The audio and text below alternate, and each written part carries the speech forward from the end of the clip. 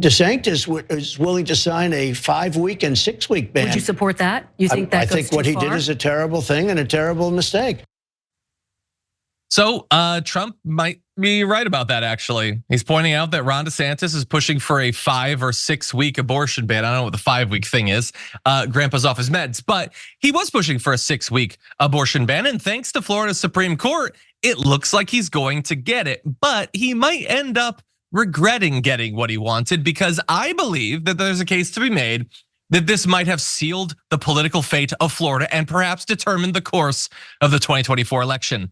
I know that I seem to be getting ahead of myself. We're gonna get there, don't worry, but buckle up. There's some bad news before the good news. And the bad news is that the Supreme Court of Florida upheld a 15-week ban on abortion, which now also means that the 6-week abortion ban that Ron DeSantis and the Republicans there have passed, that has exceptions for rape, incest, and the life of the woman aren't worth a damn, will probably go into effect. So they are getting what they want, which is effectively abortions outlawed in Florida. A 6-week ban means nothing. It means that for the vast majority of people who become pregnant, it's totally banned from before you can ever even know that you're pregnant. Maybe if the timing is perfect, you might have 5 minutes to rush to Planned Parenthood, but for the rest of you, it is now banned. Florida, like basically the entire rest of the American South, now exists in a different century than the rest of the country. So bear that in mind. And in defense of what they did, the court's justices say, consistent with longstanding principles of judicial deference to legislative enactments, we conclude there is no basis under the Privacy Clause to invalidate the 15-week statute. What they said there is designed to make you fall asleep, and it's got some legalese in it to make it seem as if what they're doing is consistent with prior decisions. Let me tell you, it is not. Florida Supreme Court has for literally decades upheld the right to an abortion.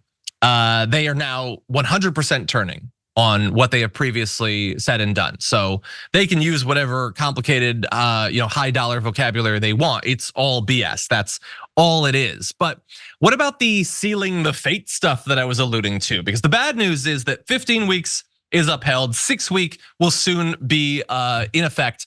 Well, at the same time, the Florida Supreme Court also allowed a proposed amendment to be on the election ballot for this November that will allow Florida voters to effectively decide whether they want to keep the 6-week ban or whether they want to enshrine the right to an abortion in the Constitution. And that is going to be absolutely huge. Now, bear in mind, it is difficult to get something like that passed in Florida because Florida, like a lot of states, is fundamentally anti-democratic and they don't give a damn what the people think. So it's not a thing where you need to get 50% plus 1, you need to get 60% of the vote to actually win on a ballot measure like this.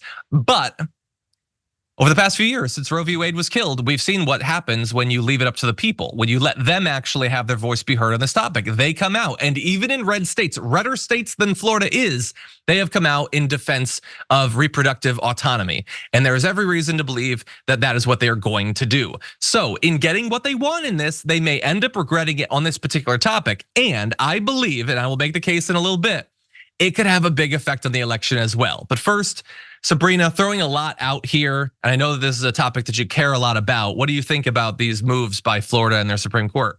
I think words like autonomy are going to be the key here, because obviously I feel like Floridians care a lot about their individual rights. So I do feel like it is possible for Florida to get that 60% later in the year. But I think they need to reframe the argument from like a progressive issue to more of this is your individual rights being trampled.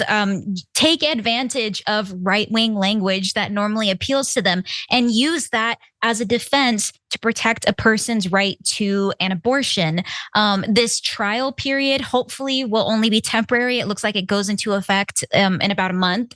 So hopefully people will see how evil this is, and they'll see the effects if it lasts. So I think that it's possible that we can get that 60%. We just have to look at the phrasing.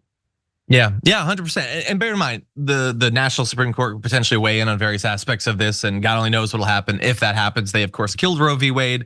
They seem likely to maintain the availability of medication abortion, so you never quite know, except that it's leaning against people having control of their own body. But I did say that this will not only affect the fate of Florida, but perhaps the country in the election. And so I want to turn to that now. Let's jump ahead to graphic 4. So they allowed this ballot measure having to do with abortion. They also put one that would potentially legalize marijuana there. Bear in mind, Florida has a history of this already being done, and then the Florida state government telling people to kick rocks and overturning their will. But now you've got 2 big draws to Democrats potentially, and not even just Democrats, independents and a lot of reasonable Republicans to come and vote. And that potentially matters because it came out earlier today that the Biden campaign has announced that it's going to target flipping Trump's Florida. And I will be honest, when I first saw that, I thought, you dumb donkeys, you're gonna set money on fire. It's a fool's errand. You're not gonna flip Florida for Joe Biden. Look, but it is a little bit complicated. Trump won Florida the last time around by how much? What are you thinking? 10 points? I mean, it's super red. 11 points? It was 3 points. It was 3 points, which isn't a lot. It's not nothing, but it's not a lot. It's about what Ted Cruz won re-election by in Texas. So it's in the realm of possibility. They're gonna put a lot of money in there theoretically, if they do. And now you have a thing where a lot of people are gonna be drawn not by Biden, but by the fact that they want to maintain their reproductive autonomy. And while they're there voting on that, perhaps they vote for Joe Biden. I don't know what that's worth, but is it maybe worth 3%? I don't know. I mean, Democrats have been winning special elections over the last 4 years all over the country. They've been winning every single one of the ballot measures having to do with this.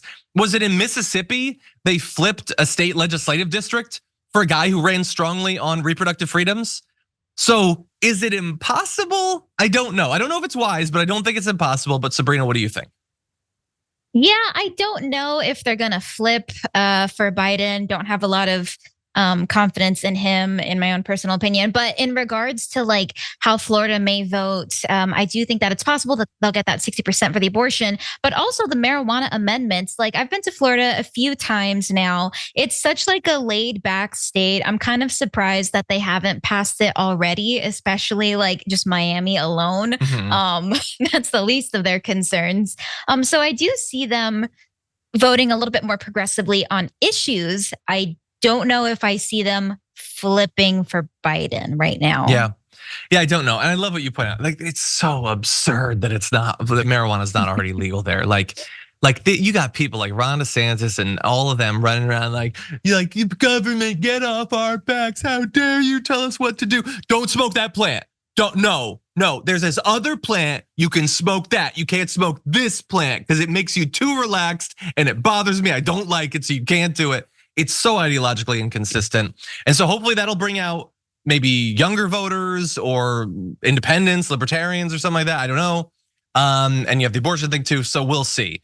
It could be a waste of a lot of money. It could also be a smokescreen. It could be the Biden campaign saying, we're expanding the map, we're gonna be running everywhere to try to get Trump to defend everywhere. And Trump is not gonna have as much money as the Biden campaign. He can't really afford to defend everywhere. He would love to spend that money instead in Michigan or Wisconsin or Arizona or Georgia. So we'll see. Maybe that's a strategy, but stay tuned.